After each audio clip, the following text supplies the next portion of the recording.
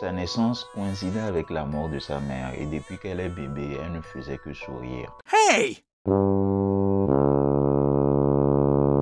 Quoi, qu'est-ce qui se passe? Il y a quelque chose que j'ai oublié. Ah, je voulais que je dise il était une fois.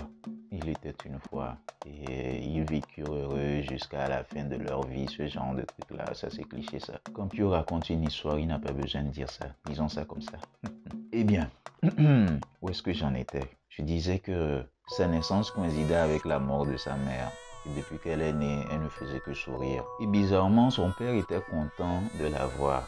Il était content de la tenir dans ses bras et de la voir sourire. Parce que son sourire ressemblait étrangement à celui de sa femme. Et voyant en sa fille un peu de sa défunte femme. Le père était protecteur, il faisait tout pour elle, pour qu'elle garde toujours le sourire qu'elle a.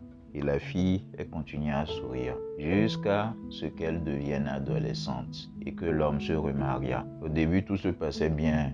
La femme qu'il a épousée était aussi protectrice que lui. Il s'occupait bien de l'enfant, de la petite. Et elle souriait tout le temps, comme d'habitude. Et elle riait même aux éclats des fois. Et tout se passait bien, tout se passait bien. Et un jour, l'homme partit en mission à l'étranger, laissant ainsi la fille avec la marâtre. Et vu que d'habitude tout se passe bien, il n'avait aucune raison de s'inquiéter. Voyez-vous, il est donc parti le cœur tranquille. Mais je trouve que c'est là que le calvaire de la petite a commencé.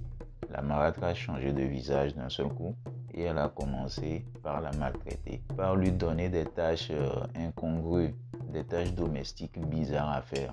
Comme par exemple, tiens, va me nettoyer le plafond, c'est sale, il faudrait que ça brille comme le bas. Et la fille, toujours souriante, allait effectuer cette tâche. Et même en effectuant ce genre de tâches incongrues, bizarres, difficiles, elle souriait toujours. Et la tante, à chaque fois de répéter, ton sourire m'énerve, ton sourire m'énerve, mais ton sourire m'énerve. Mais pour quelle raison tu continues à sourire malgré tout ce que je te fais subir? Il y a une autre fois, elle lui demandait d'aller faire la toilette aux poules. Elles ont quelques poules dans leur cour et aussi quelques animaux domestiques. Faire la toilette aux chiens, aux chats, il n'y a pas de problème, c'est un peu normal. Mais faire la toilette aux poules, qui a déjà vu ça? Eh bien, elle lui demandait de faire ça. Et la fille, bizarrement, comme toujours, elle souriait.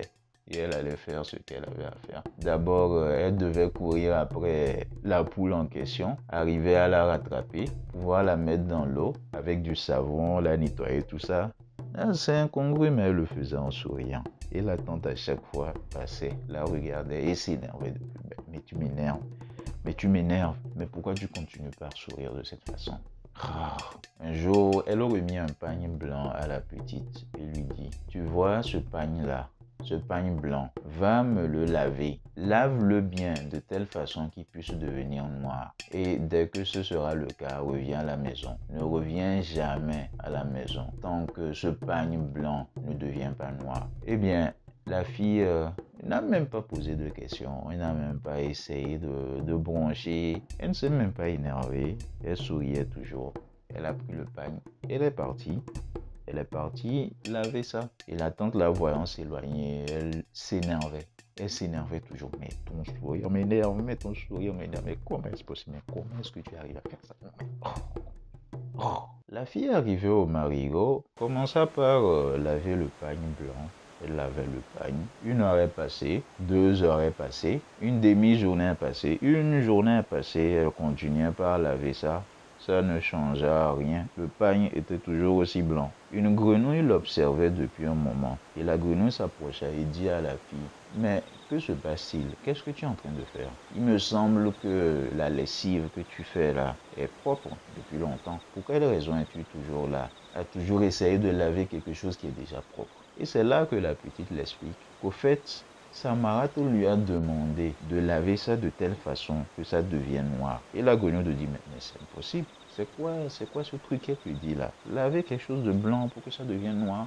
Comment est-ce possible? Et la petite qui dit, je ne sais pas. Si elle me l'a demandé, c'est que ça doit être possible. Et la grenouille se dit au fond d'elle, Elle est bizarre celle-là. Comment elle peut accepter des choses aussi facilement? Et dit donc à la fille, eh bien, vu que tu veux que ça devienne noir, alors je te conseille d'aller ailleurs. À ce marigot, c'est pas possible, hein, puisque tu vois, ça fait plus d'une journée que tu es en train de laver et rien ne change. Il faut que tu ailles faire ta lessive dans un fleuve magique. J'ai entendu dire qu'il y avait un fleuve magique quelque part dans cette direction-là. Si tu vas par là, sûrement tu finiras par tomber sur ça. Et en lavant ton pagne, tu y arriveras.